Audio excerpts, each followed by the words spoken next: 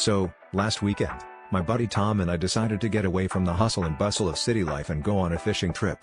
We packed our gear, loaded up the cooler with enough sandwiches and drinks to last us a week, because you never know, right? And hit the road at the crack of dawn. By the time we reached the lake, the sun was just starting to peek over the horizon, casting a perfect golden glow on the water. It was one of those moments where you think, man, this is going to be the most relaxing weekend ever. We set up shop at our usual spot, casting our lines and settling into our folding chairs with the kind of contentment that only comes from knowing the most stressful decision you'll make all day is whether to switch from turkey to ham. About an hour in, something weird happened. Out of nowhere, we heard a faint melody drifting over the water. At first, I thought maybe I'd left my phone's Spotify on, but Tom pointed out that the tune was coming from the direction of our bobbers. Skeptical but curious, we reeled our lines in and discovered the fish were singing. Yes, folks, singing. Show tunes, no less.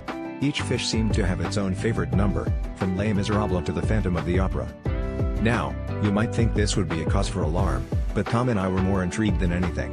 We quickly realized we had stumbled upon a phenomenon we dubbed the greatest showfish. Each time we pulled a fish from the water, it belted out a tune with the kind of passion you'd expect from a Broadway star.